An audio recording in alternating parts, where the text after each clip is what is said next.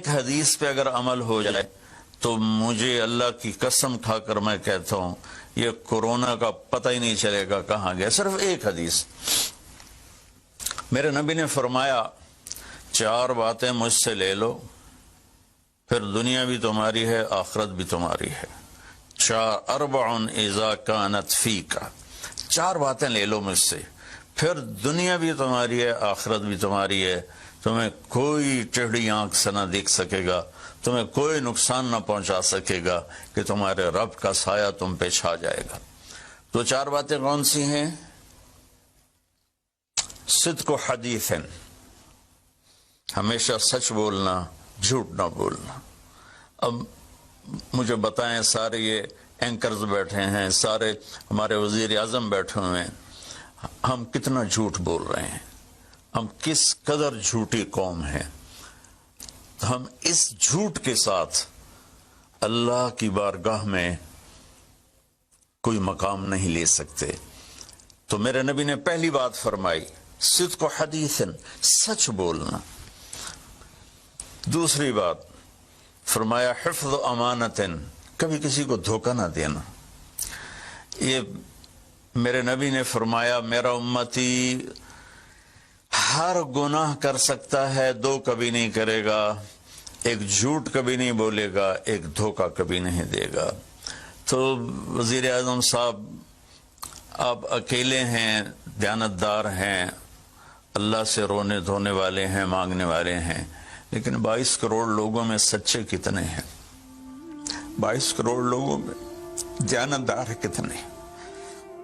ایک بہت بڑے چینل, میں ہاتھ جوڑ کے اینکر بیٹھے ہیں, معافی مانگ کے بات کر رہا ہوں, ایک بہت بڑے چینل کے مالک نے مجھ سے کہا کوئی نصیحت کرے. میں نے کہا چینل سے جھوٹ ختم کر دو. کہا پھر چینل ختم ہو سکتا ہے, جھوٹ نہیں ختم ہو سکتا. تو جہاں جس کو, یہ صرف پاکستان کی بات نہیں, پوری دنیا کا میڈیا جھوٹا ہے اور سب سے زیادہ جھوٹ بولا جاتا ہے. اور میرے رب کو, میرے نبی کو جھوٹ سے نفرت ہے. میرے نبی نے فرمایا پیاز کھا کے مسجد میں مت آؤ کہ فرشتوں کو تکلیف ہوتی ہے, بو ہوتی ہے. لیکن میرے نبی نے فرمایا جب کوئی مرد عورت جھوٹ بولتا ہے تو فرشتے اس کے منہ کی بدبو سے 3 میل دور بھاگ جاتے. تو جھوٹ اور خیانت کے ساتھ ہم کسی آفت کا مقابلہ نہیں کر سکتے. آپ نے فرمایا صدق و حدیث, حفظ و امانت, سچ بولنا چاہے جان چلی جائے, اور دھوکہ نہ دینا. مسلمان کسی کو دھوکہ نہیں دیتا ہے. تیسرا فرمایا حسن و خلیقت, اپنے اخلاق اچھے کرنا, اور اخلاق کا سب سے اونچا مقام حیا ہے.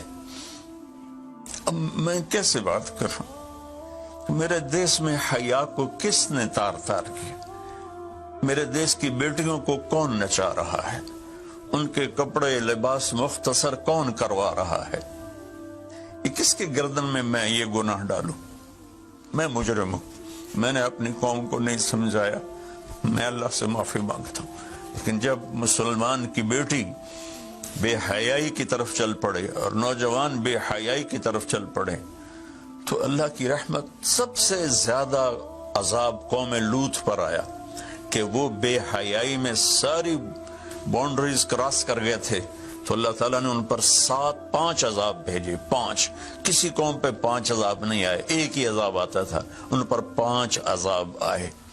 تو تیسری بات میرے نبی نے فرمائی ہے کہ حیا والے بنو, حیا والے بنو. میری نسل ہے, مجھ سے خان صاحب نے بات کی تھی پہلی دفعہ کہ میں چاہتا ہوں کہ میری یوتھ اللہ کے نبی کے ساتھ جڑے, چونکہ جو ہمارے کالج ہیں, ہماری یونیورسٹیز ہیں, ہمارے خاص طور پر جو یہ پرائیویٹ سکولز ہیں, یہ امت کو, نوجوانوں کو اللہ رسول سے کاٹ رہے ہیں. تو اللہ تعالیٰ یہ پہلا شخص ہے جس کے لیے میرے دل سے دعا نکلی جب اس نے کہا کہ میں نے آپ کو اس لیے بلایا ہے کہ میری قوم اپنے نبی کے ساتھ کیسے جڑ جائے. میں کیا بتاؤں, جب تک اس بے حیا کو نہیں ہم روکتے, اور کوئی روک نہیں سکتا ہے, اندر سے نیت نہ ہو. سرنڈو ماڈل سکول میں میں نے میٹرک کیا ہے, ہمارے ایک وارڈن, میں ہاسٹل میں رہتا تھا, وہ آ گئے, نمازی تھے, انہوں نے نماز کی سختی کر دی, ہم بے وضو جا کے کھڑے ہو کر نماز پڑھ لیتے تھے. بے وضو، کیونکہ ڈنڈا انسان کو انسان نہیں بناتا ہے جب تک انسان اپنے من میں ڈوب کر پا جا سراغ زندگی۔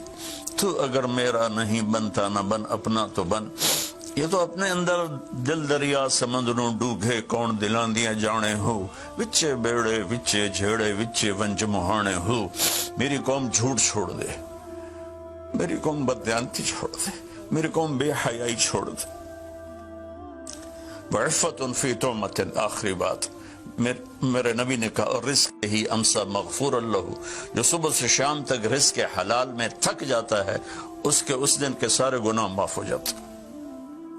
تو میں وزیر اعظم صاحب سے اپیل کروں گا کہ پوری قوم سے جیسے ڈونیشن مانگا ہے ایسی پوری قوم سے چلے۔ میں آپ کی طرف سے اپیل کرتا ہوں کہ کل یا آج رات رمضان کی آئے گی، ساری قوم 2 نفل پڑھے اپنے اپنے گھروں میں، اور ایک تسبیح لا الہ الا انت سبحانک انی کنت من الظالمین، جس کو یاد ہے پڑھ لے، جس کو نہیں یاد ہو استغفر اللہ کی ایک تسبیح پڑھ لے، اور پھر سب اللہ کے سامنے ہاتھ جوڑ کے معافی مانگے۔ اور اللہ تعالیٰ کہتا ہے ما من یوم الا والبحر یستاذن فی ان یغرق ابن آدم، روزانہ، یہ مسند احمد کی روایت، روزانہ سمندر کہتا ہے یا اللہ اجازت دے میں چڑھ جاؤں اور ان کو بہا دوں۔ والارض تستاذن فی ان تبتلعہ، زمین کہتی ہے اللہ مجھے اجازت دے میں ان بے حیاؤں کو نگل جاؤں، ان جھوٹوں کو، ان بدماشوں کو، اس مافیا کو میں نگل جاؤں۔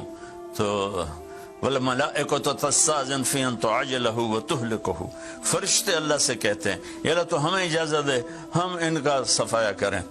میرا اللہ کہتا ہے دعو عبدی فانا عالم بعبدی منکم، جاؤ جاؤ اپنا کام کرو، یہ میرا بندہ ہے اور میں جانوں میرا بندہ جانے۔ ان کان عبدکم فشانکم بہی، تمہارا بندہ ہے تو مار دو، ان کان عبدی فمنی ولی عبد، اگر میرا ہے تو میں انتظار کروں گا، میں انتظار کروں گا۔ پچھلی قوموں میں ایک طوائف نے کتے کو پانی پلایا تو اللہ نے اس کی بخشش کر دی، معاف، ہم تو مائل بکرم ہیں، کوئی سائل ہی نہیں، کوئی مانگنے والا تو ہو۔ ان 4 چیزوں نے ہماری ہر چیز بکھیر دی، توڑ دی۔ کسی بھی قوم کے لیے جھوٹ، بددیانتی، بے حیائی اور رزق حرام یہ ان کو تباہ و برباد کر دیتا ہے، اور کوئی قوم سچائی، دیانتداری، پاک دامنی اور رزق حلال پر ہوگی تو اللہ کا سایہ ان پر چھا جائے گا، اور دنیا کی کوئی طاقت ان کی طرف آنکھ اٹھا کر نہیں دیکھ سکتی۔ ہم تو اجڑے چمن کے مالی ہیں، عمران خان کو اجڑا چمن ملا ہے، کہاں تک آباد کر سکے گا، اللہ اس کی مدد کرے۔ چمن کے تخت پر جس دم شہ گل کا تجمل تھا، ہزاروں بلبلیں تھی باغ میں، ایک شور تھا، غل تھا، کھلی جب آنکھ نرگی سی، نہ تھا جز خار کچھ باقی، بتاتا باغ مارو رو، یہاں غنچہ یہاں گل تھا، یہاں غنچہ یہاں گل تھا۔ ابھی عمران صاحب نے یرموک کی اور قادسیہ کی بات کی، کتنے تھے؟ 30,000 تھے خالد ابن ولید کے کمانڈ میں، اور سامنے باہان جو تھا وہ 3 لاکھ کا لشکر لے کر آیا ہوا تھا، اور قادسیہ کے میدان میں بھی 30,000 صحابہ تھے، اور ادھر سے جو رستم تھا وہ 3 لاکھ کا لشکر لے کر آیا ہوا تھا، ان کے ساتھ اللہ تھا۔ ہم اللہ کو ساتھ لیں، سارے اسباب اختیار کریں۔ مالداروں سے کہتا ہوں، میں نے اپنا کلپ الگ ریکارڈ کرایا کہ اس سال ساری زکوٰۃ ان غریبوں میں تقسیم کریں۔ آپ تک تو ہر آدمی نہیں پہنچ سکے گا، اپنے اپنے علاقے میں جو مالدار لوگ ہیں وہ اپنی زکوٰۃ غریبوں میں ان میں تقسیم کریں، ان کے گھر جا کر دیں، کسی ایک کی دعا لگ گئی نا تو 7 نسلیں ہماری آباد ہو جائیں گی۔ تو بس میں معافی چاہتا ہوں، آپ نے مجھے کافی دیر بٹھایا تو میں نے بھی تھوڑا سا آپ کا ٹائم لے لیا، تو آپ درود شریف پڑھیں۔